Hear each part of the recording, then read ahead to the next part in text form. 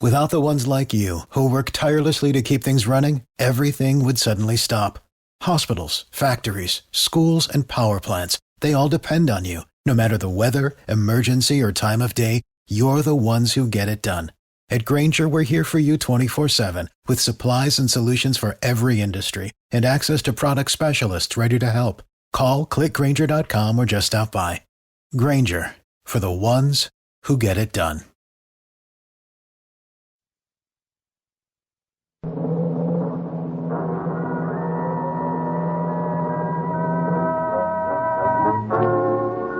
Dangerous Assignment.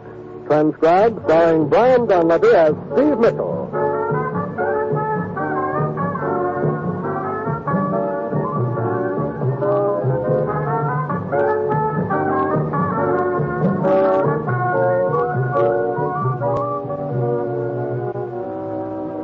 Yeah, danger is my assignment. I get sent to a lot of places I can't even pronounce. They all spell the same thing, though, trouble. But when I walk into the commissioner's office, I don't realize that this assignment's going to prove that sometimes the nicest thing that can happen to a guy is to get shot at.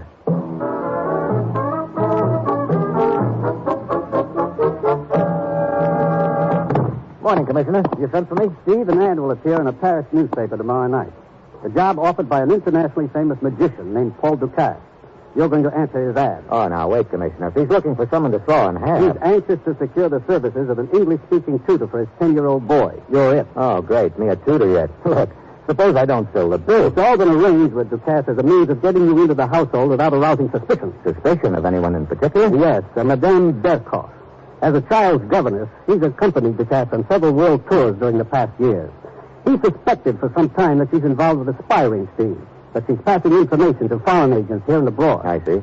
Several days ago, just before they sailed from New York, Ducasse overheard part of a conversation she had with someone over the phone.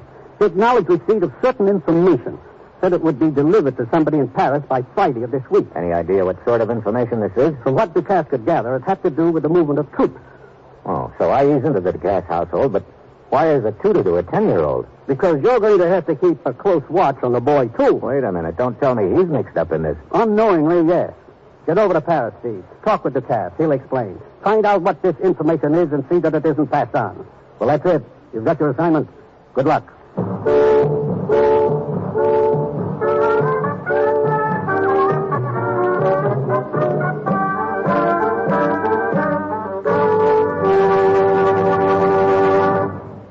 The National Broadcasting Company is presenting Dangerous Assignment, starring Brian Donlevy in the role of Steve Mitchell, colorful two-fisted government agent. At all those places of the world where danger and intrigue walk hand in hand, there you will find Steve Mitchell on another Dangerous Assignment. There's more great mystery and adventure every week on most NBC stations when Dragnet brings you the authentic stories of your police force in action. Dragnet means thrill-filled entertainment. From crime to punishment, Dragnet stories are true. Be sure to hear Dragnet. And there's more adventure and excitement when you tune for Barry Craig, confidential investigator, with William Gargan in the title role. There's always high adventure when Barry Craig takes on an action-filled case. Another exciting program is The Big Story. The Big Story brings you true stories directly from the pages of our nation's leading newspapers. Remember to hear these adventure-packed programs every week on the NBC Radio Network.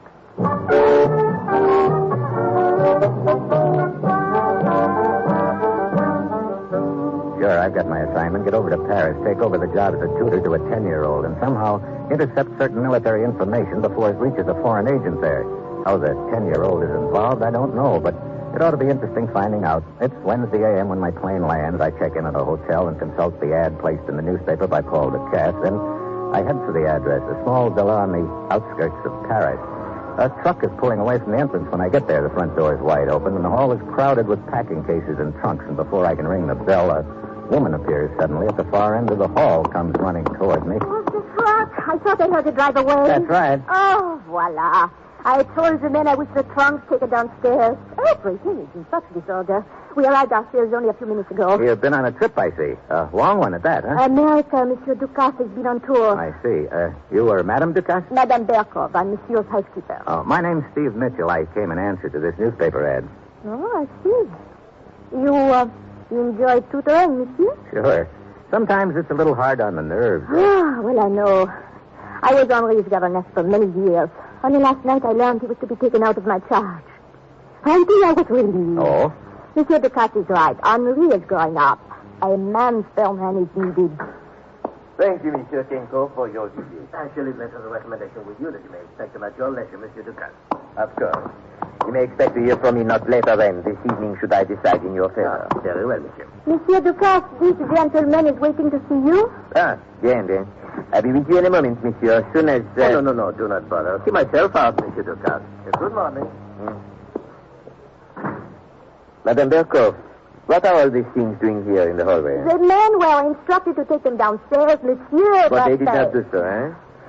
Hello. We cannot leave them here. Find Aristide. He's somewhere about the garden, I think. He will move them for you. Very well, Monsieur.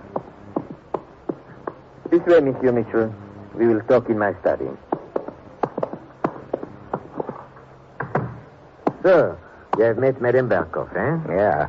I think she was about to paint a rather dismal picture of the situation in an effort to scare me off when you interrupted. That was to be expected. Do sit down, monsieur. Thanks. Who is that man you were just talking to? Monsieur Kenko, an answer to my advertisement. Excellent references. Too excellent. He probably did not expect me to investigate them. Look, Monsieur Ducasse, there are a few things about this case I don't follow. For one thing, how is the boy involved? I believe she is using my son Henri to carry messages for her. What? Yes. Not messages in writing, you understand. Rather, the little one carries the message in his brain. Oh, now, wait a minute. Not so fantastic as it sounds, monsieur. Please, I do not mean to indicate that Henri is a genius of some sort. It is not that at all. He's a normal child. A little above average intelligence, yes, but he does possess a remarkable memory. He has a most retentive mind, almost photographic. And Madame, you think, is using his memory to store away her messages? A little story she reads to him. A list of words he must learn to spell. A poem he must memorize. All carefully arranged in code. And the secret is locked safely away in the child's mind. Do you have any proof of this, Monsieur Ducasse? Yes. Not too long ago, while we were in Berlin, the boy came to me one day after touring the city with Madame Berko. He described the trip in detail, and I noticed certain irregularities in the street names. One word. Naturally, it meant nothing to me then, but later... What was it? Zitko. Zitko. Hey, wait a minute. Anton Zitko, Romanian underground leader. He was murdered in Trieste, the day after we had arrived. A coincidence, you think, monsieur?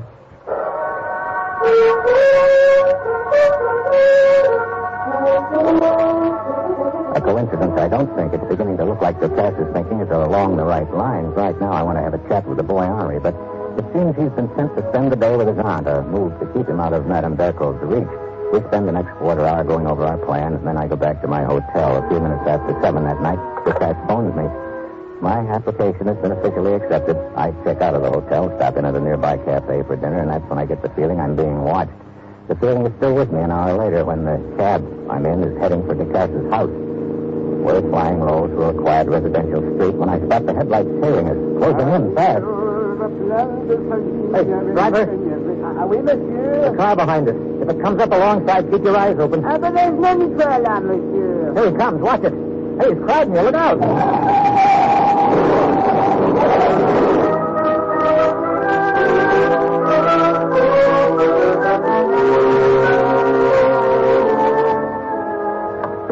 Yes, what is... Oh, it is you, Monsieur Mitchell. That's the second time you've been surprised to see me, Madame Berko. You know, we were expecting you. Come in. There's that bruise on your face. Oh, a little auto accident. The other car didn't bother to stop. You were most fortunate. Yeah, wasn't I? Ah, Monsieur. Good evening. Evening, Monsieur Ducasse. I will show our new tutor to his room, Madame Berko. Very well. I will be in the kitchen should you need me. This way, monsieur. Upstairs. I overheard what you told Madame Berko about the accident. It wasn't an accident. Somebody deliberately crashed into us. Somebody who wasn't happy to learn that I'd gotten the job. I didn't get anything of a look at him. Probably a hired hand. This will be your room, monsieur. And there is the connecting door to Henri's room. Good. You wish to freshen up? I'd like to see the boy first. This way. Henri? Henri, I want you to meet... Henri! Henri, where are you? Nowhere in sight. But I told him to remain in his room. Perhaps he's out in the hall. Look. From here on the inside. He did not use this door. Over there, Cass, the window is wide open. They have taken him, monsieur. Only he's gone.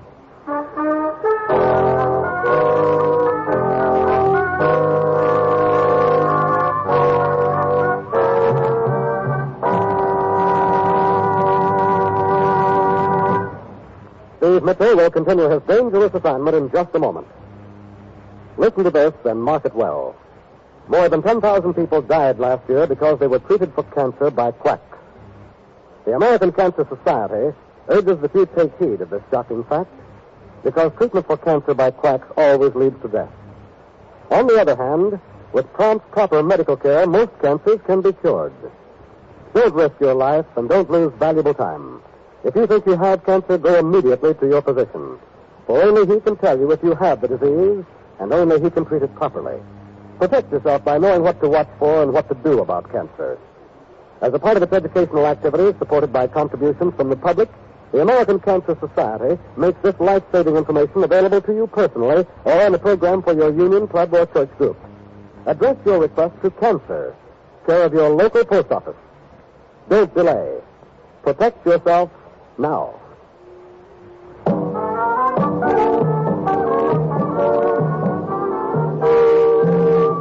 Now back to Dangerous Assignment and Brian Donlevy as Steve Mitchell.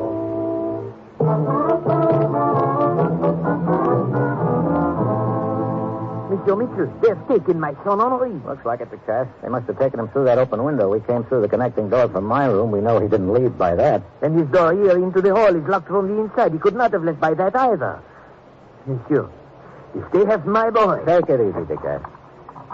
We'd better get in touch with the police. Yes, at once. Wait a minute. What is it? Here, on the hall floor, a bent hairpin. Hairpin. Madame Berko. Could be, but this piece of string here, too. It did not work, Papa. Well, Henri. It did not work. Henri, are you all right? But of course, Papa. Oh, brother, that's a relief. Yes. But what is this talk of something which did not work? The hairpin and the string, Papa. The hairpin. String. I do not understand. I think I do. It's the old gag where you tie a string to a bent hairpin, hook it to a key, and then run the string under the door. Yes, that is it. I was able to lock the door from the hall, but when I tried to unlock it, the hairpin fell off. Henri, to be trying such a foolish trick at a time like this. But, Papa, you are the one who taught me the trick. I? Oh. Well, perhaps I did, but that was a long time ago, and Yes, I leave you two to become better acquainted. See you later, Monsieur Ducat. You are my new teacher, Monsieur Mitchell? That's right, Henri. I understand you're just back from America. Oui.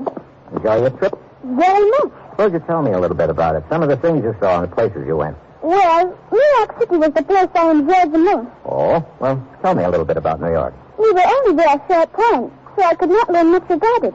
But I did learn a little. For instance? Well, New York City is an area of 320 square miles. There are 40 buildings over 400 feet high, 4 hotels with more than 2,000 rooms. And there are 5 boroughs districts, Manhattan, Bronx, Queens, Brooklyn, and Eastman. You say you only learned a little about it, huh? There's more. I don't doubt it. Which guidebook did you memorize? Go on. A Dutch settler brought the island from the Indians for $24 in the year 1626. It was then called New Amsterdam. Maybe the English named it New York.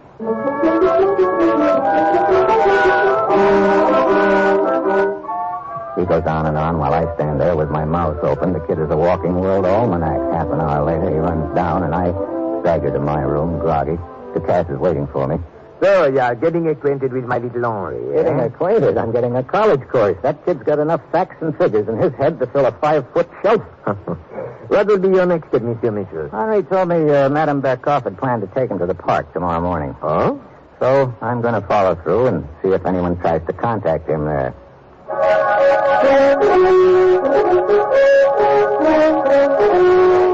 Next morning, I take Henri to the park. We settle down on a bench and start feeding the pigeons. And, of course, Henri gives me a short lecture on the various species of the bird. That one that sits on the bench over there. The gray one. That is the communist type. Bonjour, monsieur. Oh, well, hello. Beautiful morning, n'est-ce pas? It sure is. She is friendly. Yeah. You ever see her before, Henri? Oh, yes. Here in the park. Did she ever speak to you before? No, I guess I'm not old enough. Well, You were telling me about the pigeons now. Yes. Don't you move as well? Well, my little friend, now it's all you call. Good morning, Mr. Gillis. This is my new tutor, Mr. Mitchell. Oh, delighted, Mitchell. Mr. Gillis? Well, Henri, I've missed you these past weeks. You see, Mr. Mitchell, Henri and I are old friends here in the park. I've been on a trip to America. Yes, so I heard. Look here, you must tell me all about it, Henri. I'm always interested to hear anything about the United States. Yeah, Henri, go ahead. Tell me about your trip. Okay, no, wait. I have a better idea, Henri. Would you like to go to the carnival this afternoon? Very nice. If it is all right with Mr. Mitchell. Well, why, sure, Henri, sure. Splendid. I'll call for you at 2 o'clock, Henri. You can tell me all about your trip then.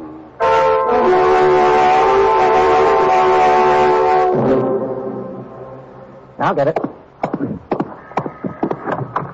Oh, Mr. Mitchell. Good afternoon, Mr. Gillis. You're right on time. We'll be ready in just a minute. We? Oh, yes, I thought I'd go with you and Henri. That is, if you don't mind. Well, I would have been delighted, but matter of fact, the reason I stopped by was to give my regrets to Henri. Some leave come up I have to attend to. Oh, that's too bad. Yes, I'm frightfully sorry. Please tell him I'm sorry. We'll meet another time soon. All right. Yes, good day.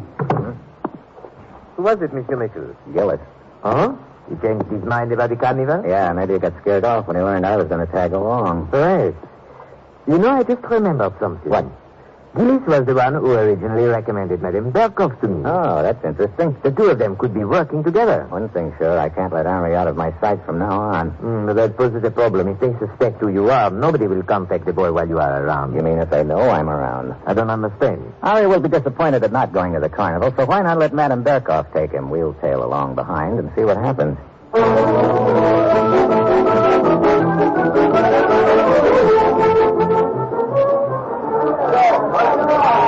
We give Henri and Madame Berkoff a head start, then tail them to the carnival. They wander around, taking it all in, but nobody contacts either one of them. Finally, they sit down on a bench to rest. Madame Berkoff takes a scratch pad and pencil out of her purse and gives them to Henri, who starts scribbling on the paper.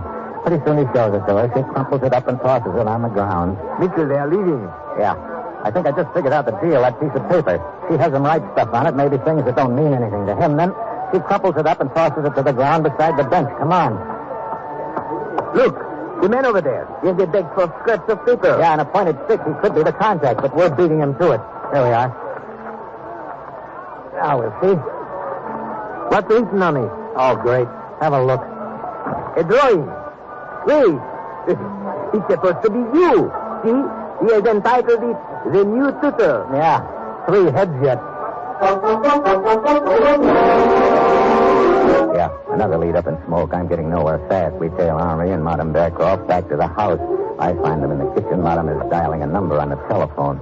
Oh, what a nuisance, Monsieur Michel. 3 times in 2 weeks. What's the trouble, Madame Berkoff? The boulanger forgot to send the brioche again. Who forgot to what? The baker. He forgot to send the breakfast rolls. Hello. Let me speak to Monsieur Connard. What? He's talking to a customer. Very well, I will wait. I do not know what it is these days, Monsieur Michel, but it is impossible to get service. If it were not that these were only favorite rolls and very hard to get. Anne-Marie, remember that nice restaurant in New York? They had some there. Oui, it was a very nice place. Why was the place he played the trick on me? Trick? Mais oui, he pretended to be the waiter. You see, he memorized the entire menu and writed it off to me. Oh, brother. Do you still remember it, Andre? Oh, I suppose not. Of course I do. See if you can tell Monsieur Michel. All right. Appetizer. Shrimp cocktail 75, tomato juice 40, assorted relish 60. Soup. Soup dessert 50, onion soup 60.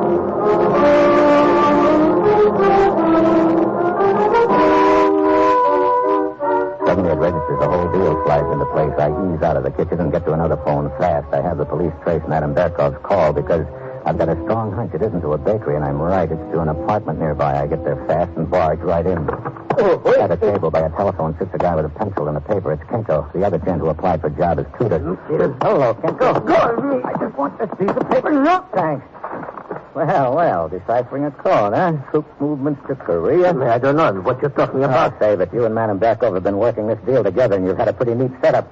She gets the kid to memorize a menu that's really a code message, then she puts in a call to somebody, supposedly a baker, but it's actually you. No, Michel, I do not know. So then she gets the kid to repeat whatever it is while she holds the receiver out so you can hear it and take it down. He'll decode it and deliver it.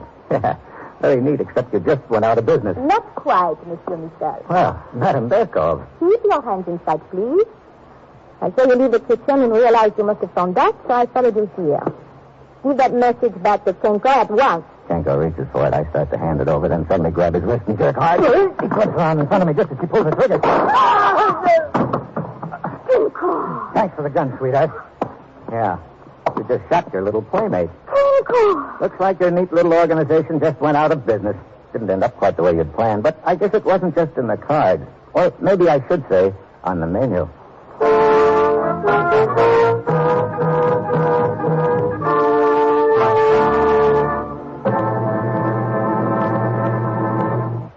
Our star, Brian Donlevy, will return in a moment. Tuesday night is Comedy Night here on the NBC Radio Network. There's fun for all because it's all for fun. Dean Martin and Jerry Lewis add melody and mirth to our program schedule when they caper through 30 minutes of fun-filled comedy entertainment. Fibber McGee and Molly, longtime favorites of the radio audience, continue to hold their place in the comedy spectrum as they take you to 79 Wistful Vista and loads of laughter. Red Skelton's comedy characterizations add life to his rollicking program, and the fun adds up to enjoyable radio listening. And when it's time for Two for the Money, each Tuesday evening you'll know that Herb Schreiner will be handing out chuckling good entertainment along with big cash prizes. Yes, Tuesday night here on NBC Radio adds up to the finest entertainment available today. So keep your date with comedy fun, and next Tuesday listen to Dean Martin and Jerry Lewis, Red Skelton, Fibber McGee and Molly, and Two for the Money with Herb Schreiner. They're all on most NBC stations every week.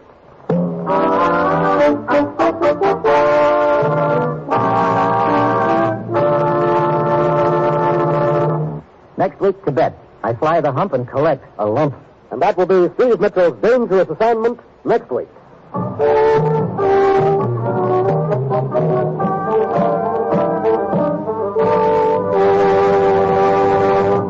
Featured in tonight's cast were Jeannie Bates, Paul Frees, Larry Dobkin, Peter Bertram, and Jerry Novello. This is John Storm speaking.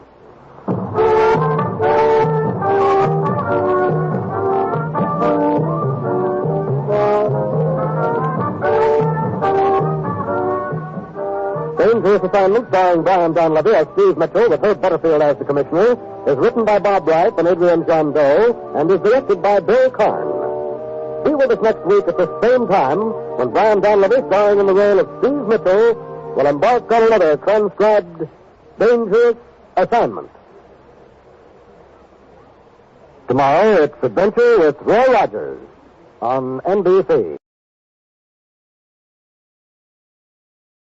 Without the ones like you, who work tirelessly to keep things running, everything would suddenly stop. Hospitals, factories, schools, and power plants, they all depend on you. No matter the weather, emergency, or time of day, you're the ones who get it done. At Grainger, we're here for you 24/7, with supplies and solutions for every industry, and access to product specialists ready to help. Call, click Grainger.com, or just stop by. Grainger, for the ones who get it done.